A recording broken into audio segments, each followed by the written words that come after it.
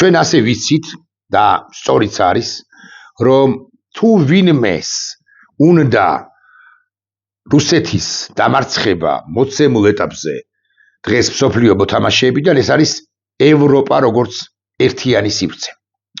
მეორე მხრივ მე დავსვამ კითხვას, არის კი ევროპა, ევროკავშირი თუ გნებავთ ასე ვთქვათ, ერთიანი სივრცე, არ არიან ამ სივრცეში ტროას ცხენები, რომლებიც რუსეთისკენ არიან კონცეპტუალურად. სამწუხაროდ, ევროკავშირი როგორც ერთიანი სივრცე ქაღალდზე არსებობს განა არა, მაგრამ ერთი სულისკვეთება, საერთო სულისკვეთება ევროკავშირს არ აქვს, თუ აღმოსავლეთ ევროპის ისიც არა ყველა სახელმწიფო. მაგრამ სახელმწიფოთა უმრავლესობა ადეკვატურად აფასებს ვითარებას ლიეტუვა, ლატვია, ესტონეთი, პოლონეთი, შესაძლოა ჩეხეთის, თუმცა ბოლომდე დარწმუნებული არა ვარ. ბულგარეთზე და რუმინეთზე რა მოგახსენოთ, ოკეი, რუმინეთი ადეკვატურად აფასებს, მაგრამ ბულგარეთი რასახსენებელია ახლა. აღმოსავლეთ ევროპის ცალკეული სხვა სახელმწიფოები, მაგალითად სლოვაკეთი და მაგალითად უნგრეთი, სულაც არ არიან უკრაინისაკენ, ამის გამოც მიმდინარეობს დებატები უშუალოდ ევროკავშირში და ამის გამოც ძალიან ბევრი ადანაშაულებს ვიქტორ ორბანს, უნგრეთის ლიდერს, რუსეთთან კავშირში, იმიტომ რომ ვიქტორ ორბანი პრინციპში უკვე ღიად აფიქსირებს პოზიციას, რომ უნგრეთი არის რუსეთის ბანაკში, მიუხედავად იმისა, რომ ის ნატოს ერთის მხრივ და მეორეს მხრივ ევროკავშირის წევრია. მაგრამ ახლა არ არის ეს მნიშვნელოვანი საკითხი, სხვა უფრო მნიშვნელოვანი საკითხზე ჩემი აზრით უნდა გავამახვილო ყურადღება. ტრამპმა, ამერიკის შეერთებული შტატების 47 პრეზიდენტმა, რაუნდი ევროპასთან, ან რაუნდი გრენლანდიასთან დაკავშირებით ნატოს დანარჩენ წევრებთან, ანუ ევროპასთან, კონტინენტურ ევროპას გულისხმობ, ბრიტანეთთან, კანადასთან და შესაძლოა კიდევ რამდენიმე სახელმწიფოსთან მოიგო გრენლანდიასთან დაკავშირებით რაუნდი. ბევრი ამბობს მსოფლიოში, ტრამპს რომ ნორმალურად შეეთავაზებინა, ესე არა ეწია ტემპერატურა და შეეთავაზებინა ნატოს დანარჩენი სახელმწიფოებისათვის ამერიკის გრენლანდიაში უფრო მსუხეთ წარმოდგენის შესვლის პროექტი, ევროკავშირი თუ ნატოს დანარჩენი სახელმწიფოები, ანუ ევროკავშირი, ბრიტანეთი, კანადა, სულაც არ შეეწინააღმდეგებოდნენო და არგუმენტების მოსმენის შემთხვევაში და შემდეგ ტრამპს ისედაც თავიდანვე დაუთმობდნენო. ჩემი მოსაზრებით ეს გულუბრყვილო მსჯელობა. ტრამპმა სწორედაც რომ შეგნებულად ასწია ეს ტემპერატურა, ასეთი სტრატეგია აქვს, ასწია ტემპერატურა, ლამის იმითაც კი დაემუქრა დანიას და მთლიანად ევროპულ სივრცეს, რომ გრენლანდიას აიღებდა ძალით, დაზაფრა მისი პარტნიორები, აალაპარაკა მთელი მსოფლიო, რომ ევროატლანტიკური სივრცე ერთიანი აღარ არის და კიდევ უფრო შემოირღვევა იმ შემთხვევაში, თუ ამერიკის შეერთებული შტატები მოახდენს ინტერვენციას გრენლანდიაში და მერე ოკუპაცია, ანექსიას, აღელვა მთელი მსოფლიო, რა შეცდომები არ დააშვებინა ცალკეულ, ჩემი მოსაზრებით შეგნებულად, ცალკეულ ლიდერებს, როგორ არ მოახდინა მათი ზრახვების თუ პოზიციების ლუსტრირება და უკვე შემდგომ, როდესაც ადეკვატური პოზიცია მოისმინა ნატოს გენერალური მდივნისაგან, ხაზს უსვამ ნატოს გენერალური მდივნისაგან მოისმინა მან ადეკვატური საერთო ევროპული მაინც, ასე ვიტყვი, პოზიცია, უკვე შემდგომ ტრამპმა დათმო. დათმოც არასწორი სიტყვაა. ტრამპმა ხელი გაუწოდა ევროპას და თქვა, ჩვენ ერთიანი ვართ, ჩვენ დაგიცავთ. ოღონდ გრენლანდია როგორც უმნიშვნელოვანესი სივრცე უნდა იყოს ერთგვარად ჩემი ან ჩემიც. რა სჭირდება გრენლანდია კონკრეტულად შეერთებულ შტატებს? უნდა ვიცოდეთ, რომ არ ვიტყვი გარდაუვალია მეთქი, მაგრამ საკმაოდ რეალისტურია სცენარი, რომ გაცილებით სერიოზული დაპირისპირება დაიწყოს მსოფლიოში, ვიდრე ახლა მიმდინარეობს მსოფლიოს ცალკეულ ცხელწერტილებში, ანუ უკრაინის ომი რეალურად, ან ომი უკრაინაში, ან შესაძლო ომი ირანში, ან შესაძლო კონფლიქტების სხვა რეგიონებში არის რეალურად ერთგვარი ჟურნალი ან დასაწყისი პროლოგი უფრო სერიოზული ომისა. უფრო სერიოზულ ომში კი ჩართული იქნება არა მხოლოდ რუსეთი, რომელიც სასაკვირველია ჩართული იქნება. არამედ გამორიცხული არ არის კი არა, ნამდვილად ასე იქნება თუ ომი მოხდება, რომ ჩაერთვება უფრო სერიოზულ ომში ჩინეთიც და ამ თვალსაზრისით პირველ ყოვლისა თუ ვიბიჯელებთ, გრენლანდია არის უმნიშვნელოვანესი სივრცე, უმნიშვნელოვანესი კუნძული, რომელსაც დანია თუ მხოლოდ დანია გააკონტროლებს, ან დანია გააკონტროლებს ევროკავშირთან ერთად, ეს სივრცე, ეს კუნძული რასაკვირველია იქნება, ან იქნებოდა რეალურად საფრთხის ქვეშ და ჩინეთი თუ რუსეთი თუ ორივე ერთად ვინც ის და იქნება ოკუპაციასაც კი მოახდენდნენ ამ სივრცისა გარკვეული პერიოდის შემდეგ გლობალური შესაძლო ან არ გამოსარიცხი კონფლიქტის დაწყების შემთხვევაში.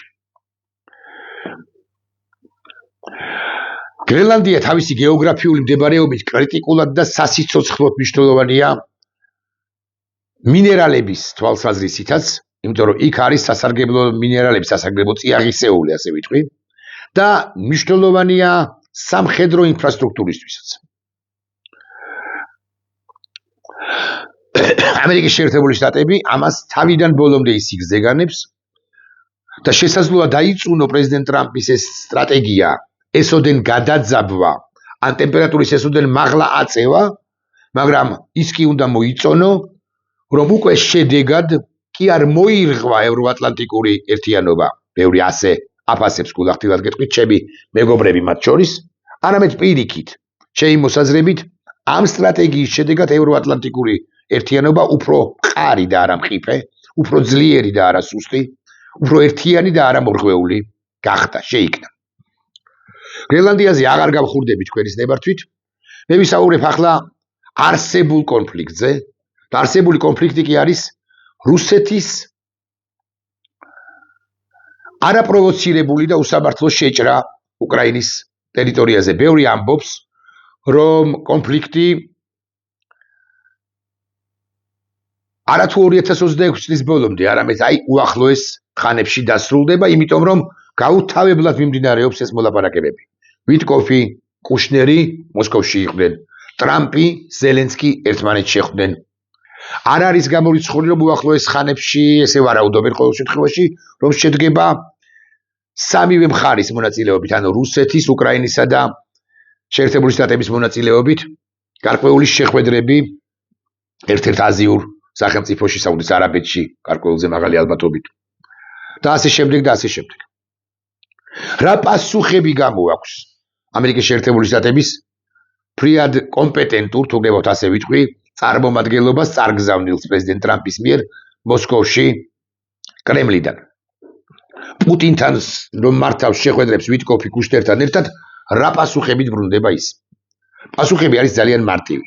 რუსეთი ღიად ამბობს, რომ არ და არას დიდებით არ შეწყვეტს კონფლიქტს, არ დაასრულებს კონფლიქტს, მანამ უკრაინა არ დათმობს დონბასის იმ 25-27-30%-ს, რომელშიც უკრაინა არის მყარად გამაგრებული.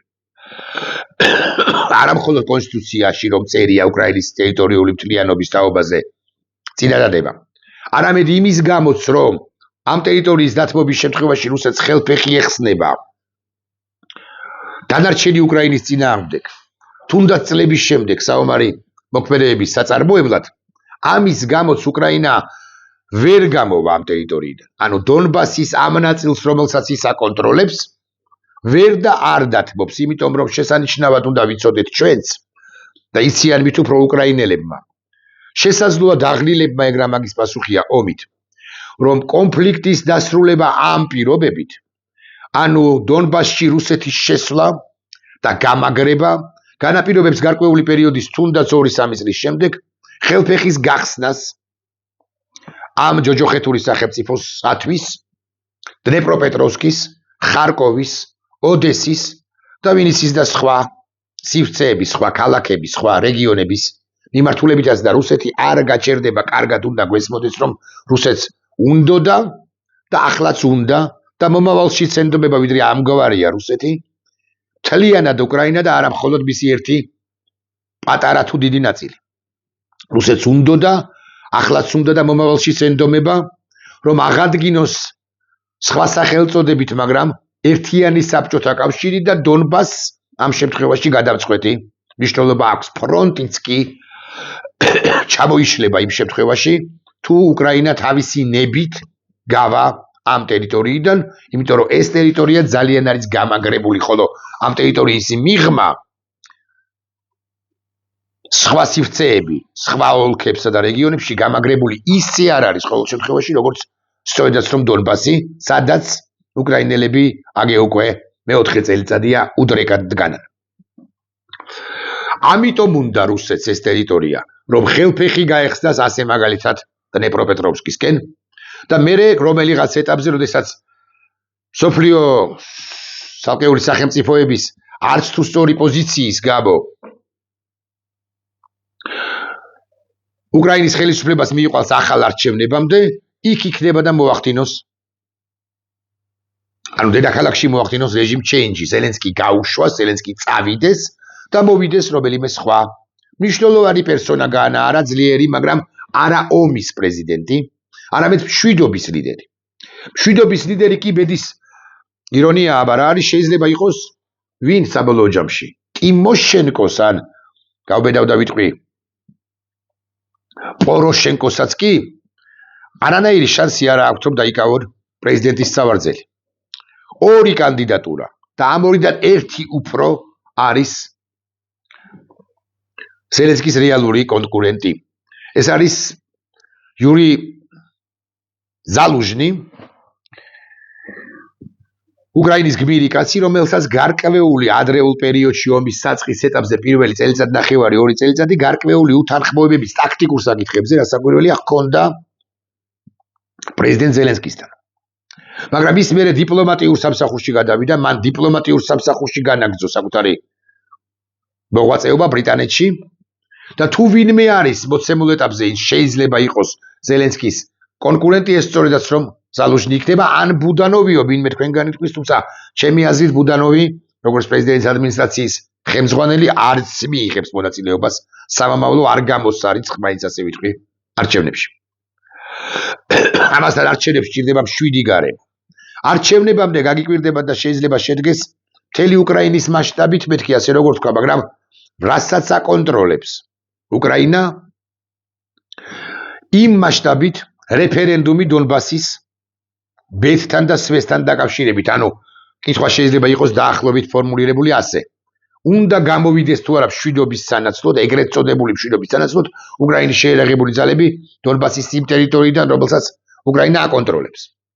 მე არა ვარ დარწმუნებული, რომ მიუხედავად იმისა, რომ უკრაინის საზოგადოების ნაწილი დაიღალა ამ ომით, მე არა ვარ დარწმუნებული, რომ უკრაინელები დადებით პასუხს გასცემენ, ვინც ის და 50-ზე მეტმა პროცენტმა მოსახლეობის ამომრჩევლისა, მისულებისა, გასცეს პასუხი, რომ ყველაფრის მიუხედავად ჩვენ მაინც უნდა დავიცვათ ბოლომდე და რუსეთს არ უნდა გავატანოთ, არ უნდა დავუთმოთ ეს ტერიტორია. უკრაინა ამას შესანიშნავად ხვდება. ეხლა შეეხება ვიტკოფს. ვიტკოფი ჩადის კვლავ ვიმეორებ მოსკოვში და ბრუნდება ყოველ შემდეგ ჯერზე ერთ და იგივე პასუხი დაუგითმოს უკრაინამ და ამ შემთხვევაში შევწყვეტთ ომს. რუსეთი და პუტინი ომის შეწყვეტაზე ყაბულ არ არიან, მიუხედავად იმისა, რომ რუსეთს რასაკვირველია თავადაც ძალიან უჭირს, ადამიანური რესურსის თვალსაზრისითაც უჭირს და ტექნიკის თვალსაზრისითაც უჭირს, მაგრამ რუსეთს მეორე თუ მესამე მხრივ შესაძლოა სჭირდებოდეს ახლა ამოსუნ თქვა, რომელიც ტრამპს დაელაპარაკოს თემაზე მშვიდობის საბჭო და მშვიდობის საბჭოში მათი მონაწილეობის გამო რუსეთის დეიზოლაცია, გარკვეული სანქციების მოხსნა და ასე შემდეგ, რომ მერე ამოისუნთქოს და მთელ უკრაინაზე და ევროპის ნაწილზე მიიტანოს, ევროპის ნაწილზე მაგალითად სუვალკის დერეფანის მიმართულებით, კალინინგრადის მიმართულებით მიიტანოს იერიში. მოკლედ დაძაბული ვითარებაა და ამ პირობებში შეერთებული შტატების 47 საკრიტიკო პრეზიდენტის ნამეტანი კრიტიკა შესაძლოა არც იყოს სწორი მსოფლიო თანამეგობრობის, პაბლიაშვილი გააკრიტიკებს თუ არა, ამას არ აქვს პრინციპული მნიშვნელობა, შესაძლოა არც იყოს სწორი, მე გეტყვით რატომ. იმიტომ რომ ამერიკის შეერთებული შტატები მაინც ყველაზე მძლავრი სახელმწიფოა. ამერიკის შეერთებული შტატები თუ იქნება სწორი და ადეკვატური და ის ადეკვატური იქნება ნებისმიერ შემთხვევაში, იმიტომ რომ ის დემოკრატიაა და ის რესპუბლიკაა და იქ უამრავი შემაკავებელი ფაქტორი არსებობს და უამრავი ინსტიტუციური განაწყვეტილება არსებობს და დაბალანსება არსებობს და საერთო პოლიტიკის შემუშავების ვალდებულება არსებობს, ამერიკის შეერთებული შტატები სწორედ და მართებულად ქმედებს მოცემულ ეტაპზე. იცით თქვენ რომ მაგალითად რუსული ტანკერები არის აკავებენ რუსულ ტანკერებს. ეს ის ჩრდილოვანი ფლოტია, რომელიც რუსეთს ძალიან უწყობს ხელს ომის წარმოების გაგრძელებაში. ეს ის ჩრდილოვანი ფლოტია, რომელიც პუტინსაც სიცოცხლეს სჭირდება და ხმასაც ვერ იღებს პრეზიდენტი პუტინი ვიტკოფთან ასე მაგალითად ამ საკითხთან დაკავშირებით ვერ ეუბნება რომ ამერიკის შეერთებული შტატების ეს ქმედება არის არასწორი. პუტინი ვერ ბედავს ამას ვიტკოფთანაც კი წარმოიდგინეთ ტრამპთან ხო ვით უფრო ვერ გაბედავს შესაძლოა არ გამოსარიცხი შეხვედრის შემთხვევაში. პუტინს უჭირს იმ თვალსაზრისითაც რომ ნავთობის ფასი ქვემოთ და ქვემოთ მოდის, არ არის ეს შემთხვევითი ამბავი. ირანზე თუ განახორციელა საჰაერო იერიში და რეჟიმ ჩეინჯი მოახდინა ამერიკის შეერთებულმა შტატებმა, მერე ნახეთ თქვენ ნავთობზე ფასის დავარდნა. ამერიკის შეერთებული შტატები ნელა-ნელა აღრჩობს, ასე ვიტყვი, აღრჩობს რუსეთის ფედერაციას და მეთოდურად მიდის წინ. ბევრი დასაწუნი ქმედებაც აქვს პუტინს კი არა ტრამპს, ბევრ დასაწუნ სიტყვასაც გამოუძებნი განა არა, მაგალითად მშვიდობის საბჭოში რომ მიიწვია პუტინი 1 მილიარდი დოლარის გადახდის სანაცვლოდ, პუტინი და ლუკაშენკა ამას ვერ და ვერასდიდებით ვერ მიესალმები, თუმცა მოსაზრება იმის თაობაზე რომ იმ მშვიდობის საბჭოში უნდა ჩაუტაროს დეცკი მათი უკაცრავად საჭადრაკო ტერმინის შემოტანისთვის ან ლაზიერის გამბიტი თუ გნებავთ უფრო გავასერიოზულოთ საჭადრაკო პარტია როგორც ასეთი, ეს მოსაზრებაც საკმაოდ რელევანტურია. იქ ადგილზე უნდა დაისაჯოს ამ საბჭოში, რომელშიც ყველას თანაბარი უფლება აქვს ერთის გარდა, თანაბარი ხმა აქვს ერთის გარდა შეერთებული შტატების გარდა და პრეზიდენტ ტრამპის გარდა, იქ უნდა გააშიშლონ ეს საშინელი სახელმწიფო რუსეთი ყველას თვალწინ, იქ უნდა დაამცირონ მეთქი ეს სიტყვა როგორც არ მოთქვა, მაგრამ მაინც. უკრაინა არ დათმობს დონბასის ნამნაწილს, რეფერენდუმზე თუ გაიტანს, ამ შემთხვევაშიც კი ჩემი მოსაზრებით. ზელენსკის ჩემი მოსაზრებით არ წავა პრეზიდენტის თანამდებობიდან, სულ რომ დაინიშნოს რიგ გარეშე, თუ არ არის გარეშე საპრეზიდენტო არჩევნები და სულ რომ ზალუჟნი იყოს მისი ოპონენტი, რომელიც საბოლოო ჯამში იქნება თუ არა მისი ოპონენტი, გადაწყვეტილი ამის თაობაზე მას მიღებული არ აქვს. და ამ პროცესში უნდა მოგთავაზოთ რამდენიმე ვერსია საქართველოსთან დაკავშირებით. მე კითხვა მაქვს ამგვარი, საქართველოს დე-ფაქტო ხელისუფლებას აწყობს კი ომის დასრულება? კი ბაქიბუქობს და ამბობს რომ არის მშვიდობის მტრედი, სურს ომის დასრულება, რეალურად უკრაინის დამარცხება, რუსეთის გამარჯვება, რუსეთის გამაგრება, გამყარება და საბჭოთა კავშირის აღდგენა, რომ სურს საქართველოს დე-ფაქტო ხელისუფლებასაც უბრალოდ თანახმარო იქნება საბჭოთა კავშირის აღდგენაზე, ეს გასაგებია, მაგრამ აწყობს კი მას ომის დასრულება უკრაინაში ამ შემთხვევაში ხომ აქ შემოსული რუსები, რომლებიც ძალიან დიდად საკმაოდ დიდ თანხას ხარჯავენ საქართველოში, შემოაქვთ ეს თანხა იქ გამომუშავებული რუსეთში, ესენი ხომ მათი ნაწილი გაიკრიფება საქართველოსთან. თუ 80-90-100,000 რუსია, 50,000 კაცი ხომ გავა და ეს ყბადაღებული თუ ყურიდან მოთრეული 9.5%-იანი ზრდა ავტომატურად 8.5-მდე, ნაკლებამდე 7.5-მდე ხომ დაეცემა. უკრაინელები, რომლებიც არიან საქართველოში, ისინიც ხომ ხარჯავენ გარკვეულ თანხას, ისინიც ხომ გაიკრიფებიან, მშვიდობიან ბჭყალებში თუ ბჭყალებოთ უკრაინაში.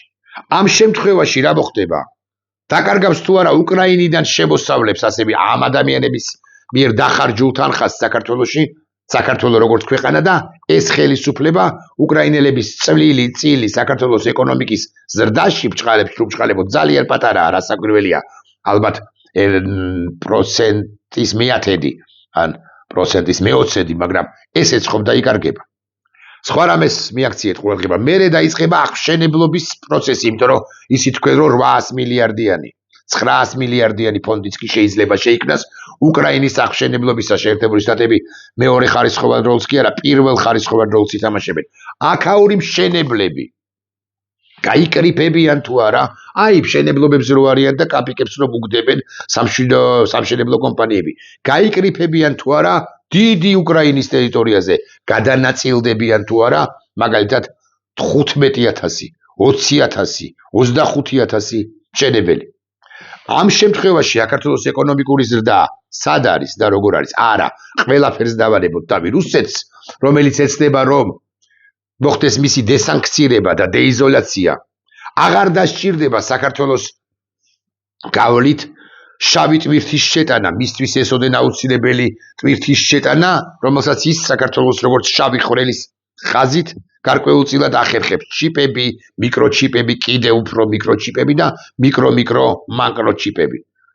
ამ შემთხვევაში თუ ეს შავი ხაზი, ეს შავი ხვრელი ამოიქოლა, ამ შემთხვევაში საქართველოს ეკონომიკას სერიოზულად ბანდიტებს, რასაკვირველია პირველ ყოვლისა, სერიოზულად დაერხება თუ არა. ამიტომ ეს მაიმუნობა, რომ აი ჩვენ მშვიდობის მტრედები ვართ და ომის დასრულება გვინდა და deep state-მა მოახვია უკრაინას ომი თავზე და ასე შემდეგ, საკენ კი ამგვარი თუ მაიმუნობა იმგვარი დაუყარონ ერთმანეთს ქართული ოცნების ბანდა ხელისუფლების წარმომადგენლებმა.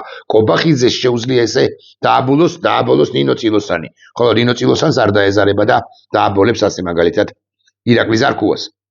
რეალურად საქართველოს ეკონომიკისათვის გაგიკვირდებათ და ომის დასრულება მით უფრო რუსული პირობებით, ან ნაწილობრივ რუსული პირობებით უკრაინაში საქართველოს ხელისუფლებისათვის არის იმ ხელისუფლებისათვის, რომელიც თავმომწონებს იმით, რომ 10%-იანი ეკონომიკური ზრდა აქვს, არის ძალიან მძიმე შედეგების მომტანი. საქართველოსთვის რასაკვირველია, ძალიან კარგია ქვეყნისათვის, იმიტომ რომ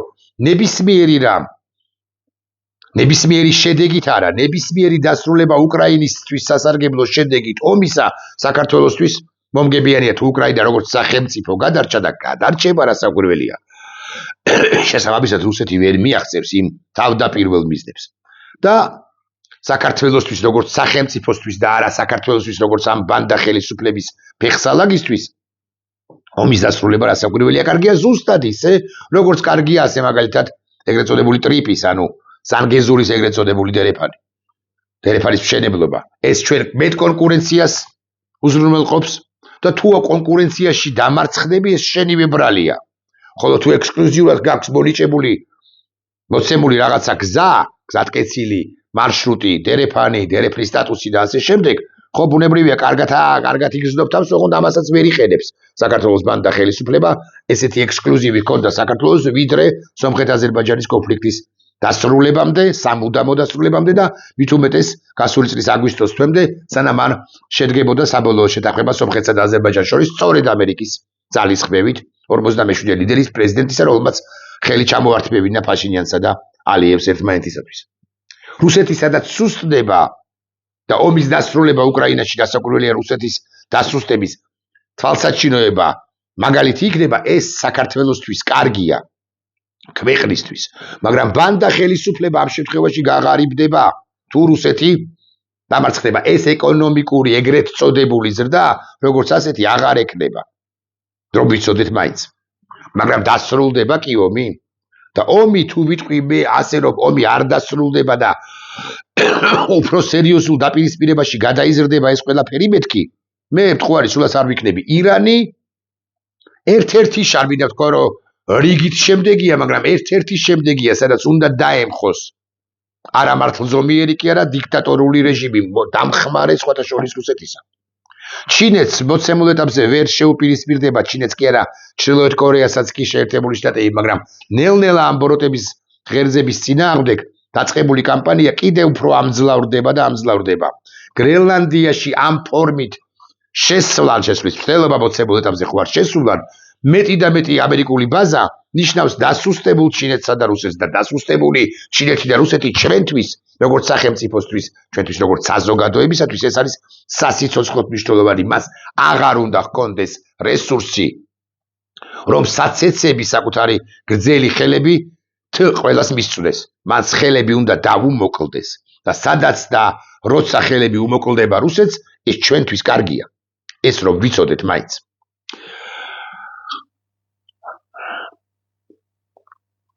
და ბოლოს, ალბათ ბოლო აზრი ამ ვრცელი ვიდეობლოგისა. როდესაც ომი რუსეთსა და უკრაინას შორის დასრულდება, როცა დასრულდება მაშინ. ოღონდ ჯერჯერობით დასრულების პერსპექტივა არ ჩანს. როდესაც დასრულდება აიათოლების რეჟიმი. ახლა მალე მოხდება ეს მაღალი ალბათობით და სიახლოვეშია ეს ამბავი, ყურის ძირშიაო, ასე რომ ამბობენ. როდესაც სხვა მსოფლიო პრობლემებიც იქნება მოგვარებული, პრეზიდენტი ტრამპი კიდევ გააკეთებს რამდენიმე 7, 8, 10, 15, 25 არაორდინალურ განცხადებას. ამ არაორდინალური განცხადებებიდან უმრავლესობას გამოვეკიდებით გადა არა, გამოეკიდებიან მათ შორის ქართველი მიმომხილველები და იტყვიან, რომ როგორ გაბედა პრეზიდენტმა ტრამპმა ამის თქმაო. ეს რა სიგიჟეა, განა სხვაგვარად არ შეიძლებოდაო. დაუწუნებენ სტრატეგიას თუ ტაქტიკას. მაგრამ ამას ყველაფერს დავარებოთ თავის შეერთებული შტატები სწორედ მაშინ მოიცლის საქართველოსთვის, როდესაც ყველა გარშემო არსებული პრობლემა იქნება მეტნაკლებად აღმოფხრილი, დასრულებული და ამერიკა უფრო მსუყედ იქნება წარმოდგენილი რეგიონში, ფართო გაგებით რეგიონში და ასე შემდეგ. თუ ამერიკის შეერთებული შტატების შესანიშნავად მიხვდება, რომ ერთიანობა ევროპასა და ამერიკის შეერთებულ შტატებს შორის გარდაუვალი აუცილებლობა, ევროპის გამყარება, გაძლიერება, რომ რუსეთი არ შეიჭრას იქ, რომელიღაც ენაზე მართლა გარდაუვალი აუცილებლობა, ამ შემთხვევაში ამერიკის შეერთებული შტატები გადმოიხედავს ამ ნამდვილად ბრწყინვალე, ღვთიური, მაგრამ მოცემულ ეტაპზე ეშმაკები რომ დაეპატრონენ იმ ქვეყნისაკენ, ანუ საქართველოსკენ და იტყვის რა ხდება. რა ხდება მაშინ, როდესაც მე კავკასიის რეგიონის 2/3-ში შევედი. აგე ირანის ამბავი მოვამთავრე. აგე უკრაინის ამბავი მოვამთავრე, აგე მოლდოვა გამოვტაცე. რუსეთის იმპერიას. აგე უამრავი რამ გავაკეთე, ევროკავშირიც გავაძლიერე, ნატოც გაძლიერდა, მიუხედავად იმისა, რომ ბევრი დაპირისპირება ჰქონდა ამ ხნის განმავლობაში და აქ ამ ღვთით კურთხეულ ქვეყანაში, რომელსაც ეშმაკები დაეპატრონენ, რა ხდება. გარშემო თუ პირდაპირ მნიშვნელობით არ გაიგოთ, სიმშვიდე ან ოაზისი არ გაიგოთ პირდაპირ მნიშვნელობით, მაინც და მაინც ეს სიტყვა, ეს შავი ხვრელი რატომ უნდა არსებობდეს? ეს უნდა იყოს თუ არა გეოპოლიტიკური ჩიხი, ესოდენ მნიშვნელოვანი გეოგრაფიული მდებარეობა რომ აქვს ის ქვეყანა. ბიზიდა ივანიშვილი სწორედ ამ მომენტისათვის ემზადება. მას სურს რომ მანამდე დაუმტკიცოს შეერთებულ შტატებს, რომ ის ადეკვატური მოთამაშე იყო ან არის. თუ ელაპარაკებით ლუკაშენკას და ალიევს, მე რატომ არ მელაპარაკებითო და ახლობით ეს არის ივანიშვილის გზავნილი და ივანიშვილი ამაში ცნება, იმიტომ არ გელაპარაკებიან. ბიზინა ივანიშვილს თუ მივმართავთ მაინც და მაინც, იმიტომ არ ელაპარაკებიან მას, რომ ის არაადეკვატური, არა მხოლოდ არადემოკრატი, არამედ არაადეკვატური მოთამაშე იყო ამ ხნის განმავლობაში, რომელიც ერთიანად გადასული იყო მხოლოდ და მხოლოდ რევანშზე და კიდევ უკრაინის წინააღმდეგ იყო, ევროკავშირის წინააღმდეგ იყო. ამერიკა არ გასწირავს ევროკავშირს, მით უმეტეს